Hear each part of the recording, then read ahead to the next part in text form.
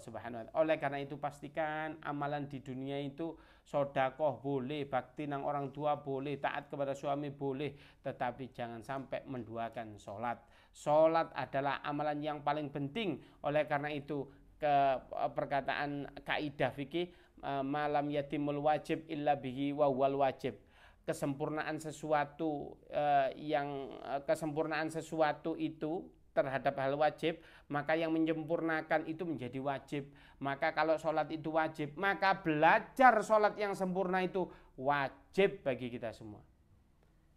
Kalau kesempurnaan sholat itu membaca qiraatul Fatihah, maka jenengan wajib hukumnya belajar Fatihah.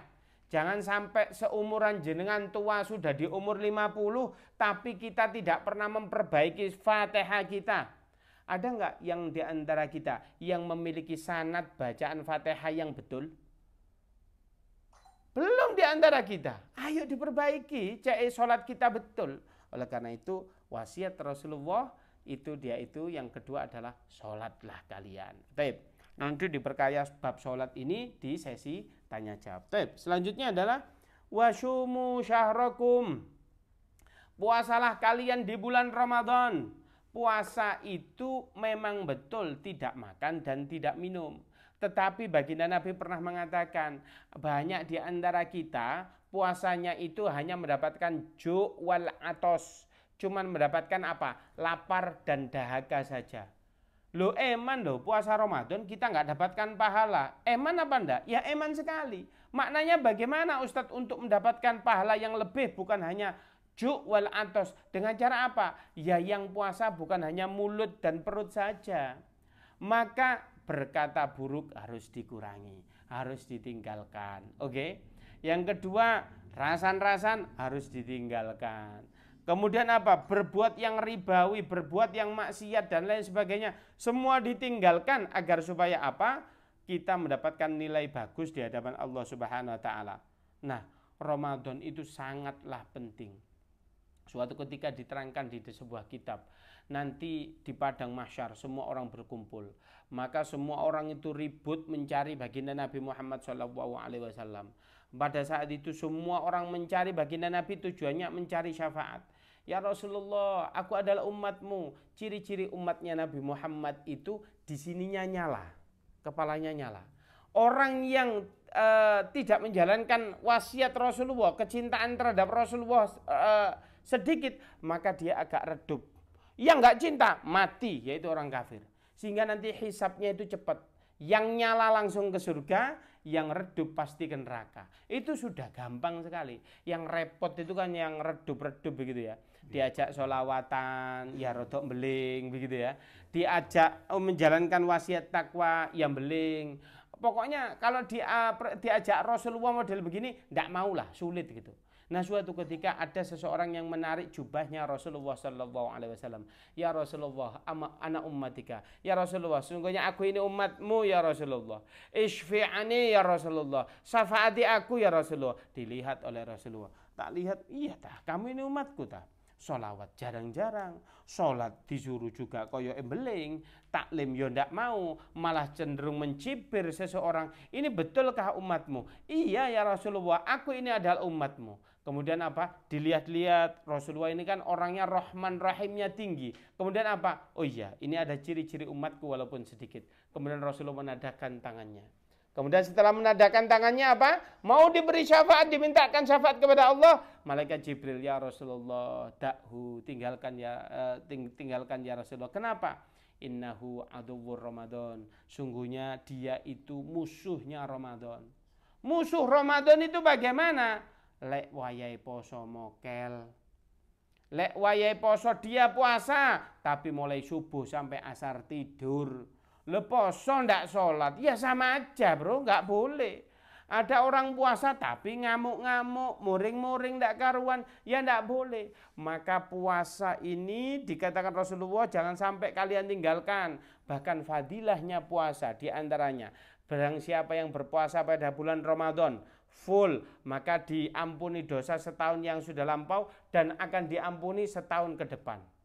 Lo bayangkan lo, belum kita lalui, kita sudah diampuni. Oh keren enggak puasa Ramadan itu. Bahkan dikatakan Summa atba'ahu sittan minasyawal, kemudian diikuti 6 hari pada bulan Syawal. Puasa 6 hari, maka ka'annahu kasaumud dahr. Maka pahalanya seperti halnya puasa setahun penuh.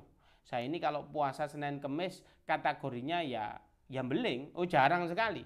Wah, Yaumul Bid berat bagi saya. Tapi kalau puasa Syawal nggak pernah absen. Kenapa? Ya yang kalian puasa Senin Kemis ya mesti ada bolongnya. Lah saya sudah setahun full puasa ini kan. Kalau bahasanya orang ngegame itu nge-cheat begitu ya. Nah ini kalau game sulit, nge-cheat. Nah, saya juga udah setara dengan puasa setahun full.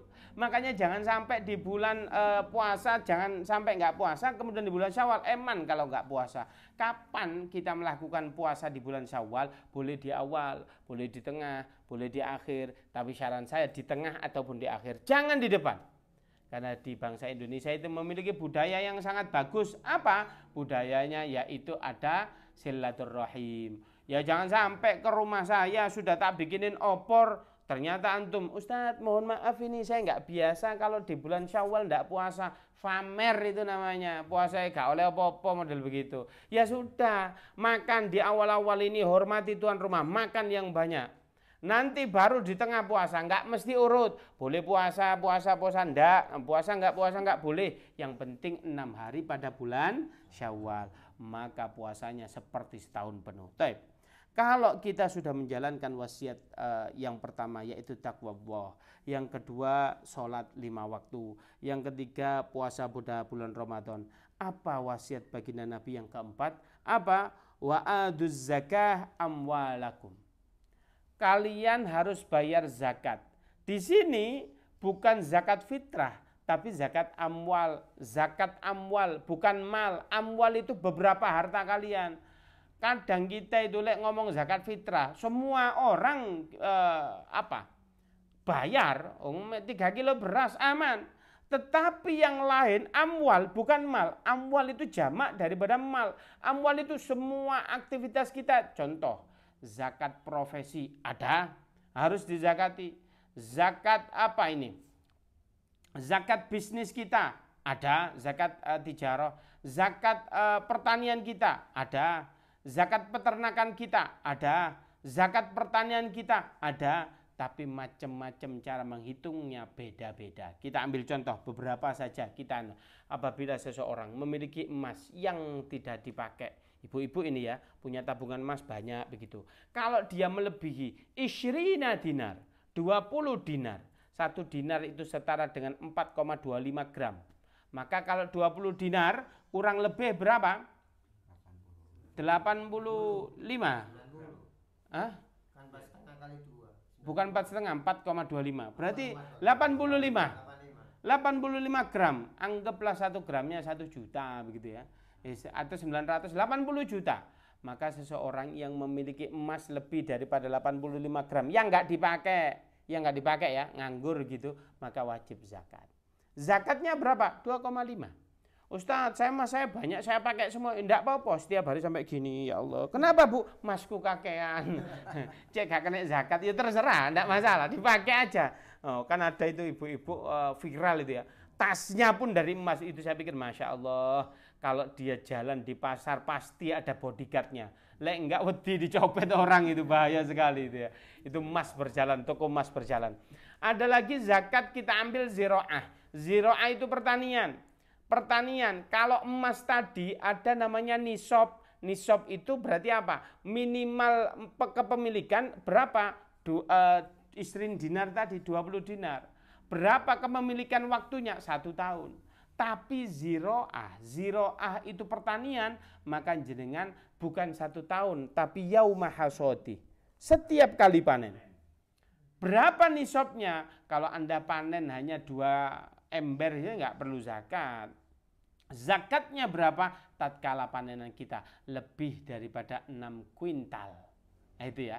Maka kita 6 kuintal ini lebih daripada itu, maka jenengan wajib zakat.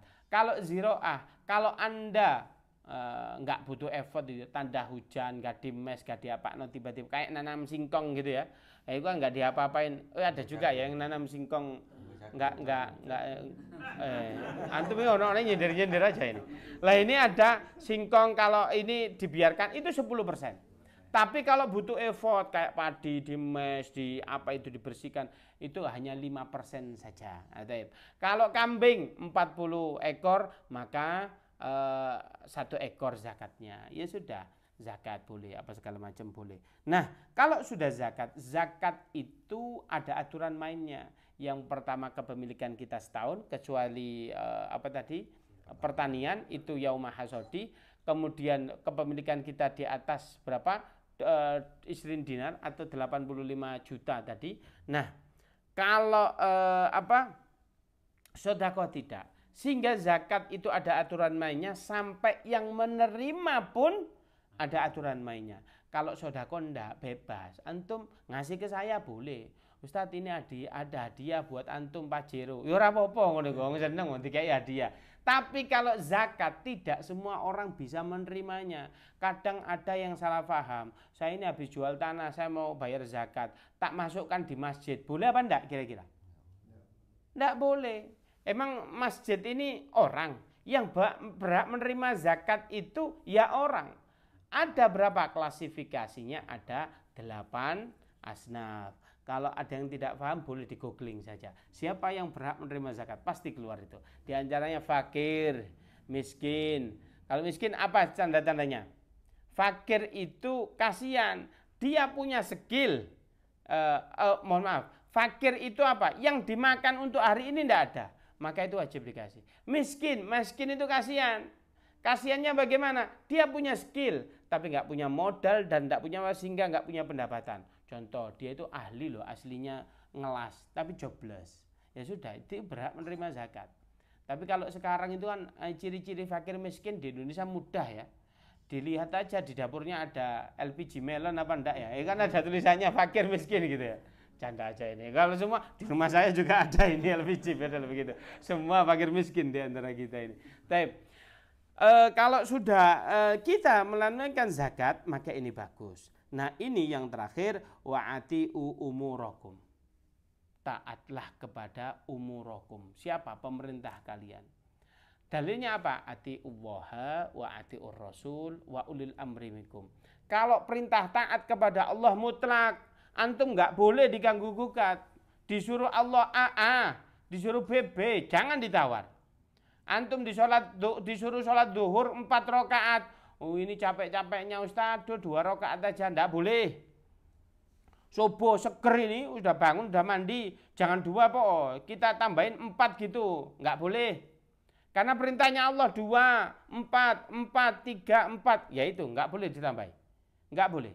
Kalau ibadah mahdoh ditambahi itu jatuhnya nanti bid'ah. Ya, itu enggak boleh. Maka kalau di sini perintah cinta kepada taat kepada Allah itu mutlak. Yang kedua adalah taat kepada apa? Rasul Allah, ati'u wa ati'ur rasul, itu juga mutlak. Maka kalau Rasulullah memerintahkan ini ada wasiat 5 ini, ya jalankan.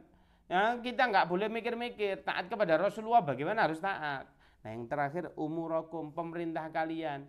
Maknanya kita taat kepada Allah mutlak, taat kepada Rasulullah mutlak. Tapi taat kepada ulil amri ini bukan mutlak, dengan catatan.